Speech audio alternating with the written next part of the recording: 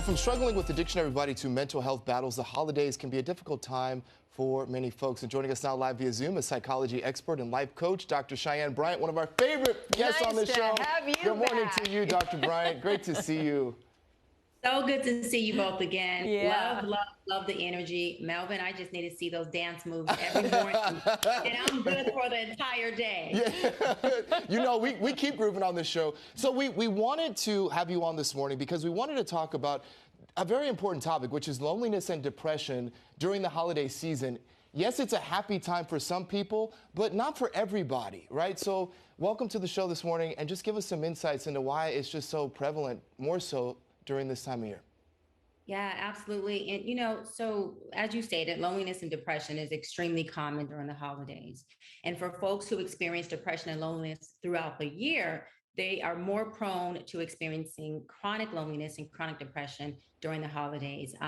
For empty nesters who no longer have the kiddos in the home, they have to figure out how do they bring in that warm family spirit when they're empty nesters. For elderly people who have lost loved ones, or folks who are experiencing divorce and breakup, it is extremely challenging time of the year for people. Not to mention, you know, that crime rate, it skyrockets and goes high. And so that puts people in a much more anxiety space, and it makes them want to isolate. And the last thing that folks need to do in any state of depression or loneliness is to isolate. Isolate breeds depression. It disconnects you from people, and it totally disconnects you from yourself.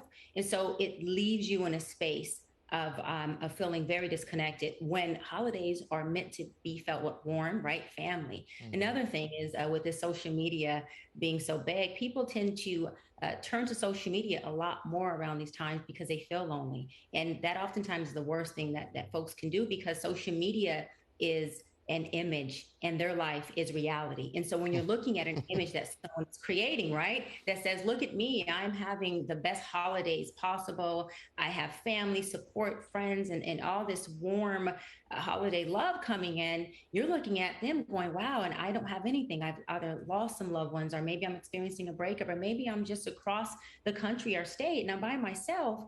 And so, you know, it shines a light on your reality by comparing yourself to their image, which is a false image anyway. It's all, everything's posed and it looks so polished, it's and there's a lot of pressure to meet up with that Hollywood rendition and version of it.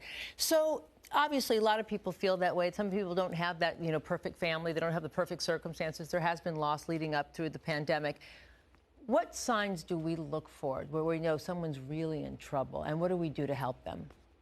Absolutely. Great question. I just want to say really quick before I get into answering that question, that for people who are alone, right, during the holidays, understand that there's many people who are alone and not lonely during the holidays. It's okay to spend a holiday at home with a neighbor or with church family, or possibly doing it via Zoom.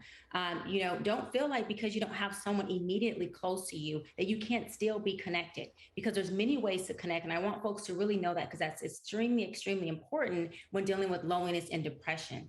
And we have about a minute left. I'm sorry, Dr. Bryant, to interrupt. We have about a minute left. Could you give us just some quick tips, like maybe 2 tips? Absolutely. Absolutely. So really quick, loneliness, it feels, you know, a lot of sadness. You start to feel like you're inadequate. You start to feel like you're the outsider. You feel very disconnected. And sometimes you start to have signs and symptoms of suicidal ideation. And unfortunately, folks can also go into suicidal attempts. And that's something that you really want to prevent, something you really want to intervene with. And some tips are, make sure you're staying extremely connected. Make sure you are, you know, again, going to a neighbor's house if you have that relationship, hanging out with church family, making sure that you have a text accountability partner, someone you can email throughout the day. So lots of resources and lots of help. I'm so sorry, we just ran out of time. Thank you so much as always for coming. You're always so insightful. We'll be right back, everybody. Stay with us. And happy holidays. Thank you, Dr. Bryant. Dr. Bryant.